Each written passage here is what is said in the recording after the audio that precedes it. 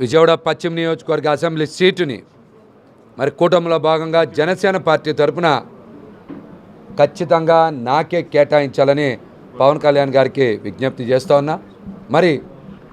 మరి అనేక సందర్భాల్లో కూడా పవన్ కళ్యాణ్ గారు కూడా నేను తెలియజేశా, సార్ పశ్చిమ నియోజకవర్గంలో పార్టీని క్షేత్రస్థాయిలో బలోపేతం చేశాం, డివిజన్ కమిటీలు వేసాం, బూత్ కమిటీలు పెట్టాం, మహిళా కమిటీలు నియామకం చేశాం, ఎన్నికలకి పూర్తి స్థాయిలో సన్నద్ధమయ్యాం.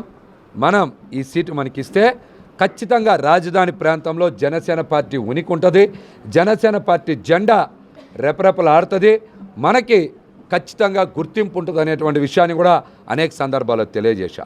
అందుకే స్థానిక సంస్థల ఎన్నికల్లో కూడా చాలా బలంగా పోటీ చేశాం, బ్రహ్మాండమైనటువంటి ఓట్ బ్యాంక్ సాధించాం.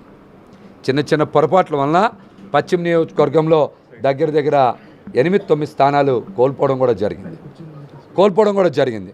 మేము పవన్ కళ్యాణ్ గారికి ఒకటే విజ్ఞప్తి చేస్తున్నాం, పొత్తులో భాగంగా పశ్చిమ నియోజకవర్గ సీటుని మరి ఎన్నికల తర్వాత పార్టీని చాలామంది వదిలేశారు, ఇబ్బందుల్లో పార్టీతో ఎవరు లేరు.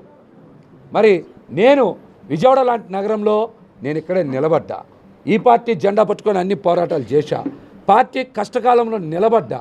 కాబట్టి ఖచ్చితంగా పోతిని మహేష్ అనే నాకు సీట్ ఇవ్వడమే న్యాయం, ధర్మం అని కూడా పవన్ కళ్యాణ్ గారికి సందర్భంగా విజ్ఞప్తి చేస్తున్నా.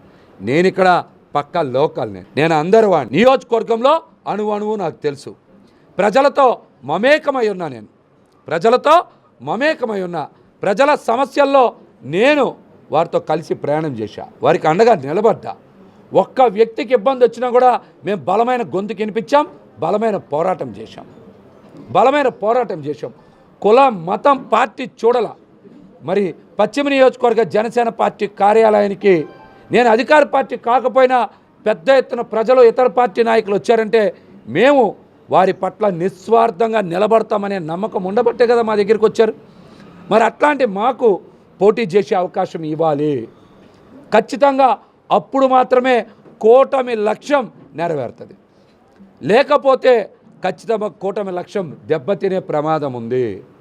నాకు సీట్ ఇస్తేనే ఇక్కడ అధికార పార్టీకి ఖచ్చితంగా దెబ్బ తగులుతుంది, వాళ్ళు ఓడిపోతారు. లేకపోతే నాకు సీట్ ఇయ్యకపోతే కూటమి లక్ష్యం ఏదైతే ఉందో వైసీపీని ఓడించాలనేటువంటి లక్ష్యం ఇక్కడి నుంచే దెబ్బ తగిలే ప్రమాదం ఉందని కూడా పవన్ కళ్యాణ్ గారికి ఈ సందర్భంగా తెలియజేస్తున్నా. కాబట్టి కూటమి నాయకులు గ్రహించాలి. పశ్చిమ నియోజకవర్గంలో మరి సుదీర్ఘకాలం పార్టీ కోసం ప్రజల కోసం కష్టపడుతున్న నాకు సీట్ ఇవ్వడం న్యాయం, ధర్మం. మళ్ళీ చెప్తున్నా, పోతిని మహేష్ అందరివాడు పక్కా లోకల్. సుజనా చౌదరికి ఇస్తారని చెప్పి కన్ఫర్మ్ చేశారని చెప్పి ఇంకా ఈ సీట్ ఎవరికి కన్ఫర్మ్ కాలేదని నాకైతే ప్రస్తుతానికి ఉన్నటువంటి సమాచారం. నాకైతే పవన్ కళ్యాణ్ గారి మీద సంపూర్ణ నమ్మకం, విశ్వాసం ఉన్నాయి. ఖచ్చితంగా జనసేన పార్టీ తరఫున నాకు సీటు కేటాయిస్తారు.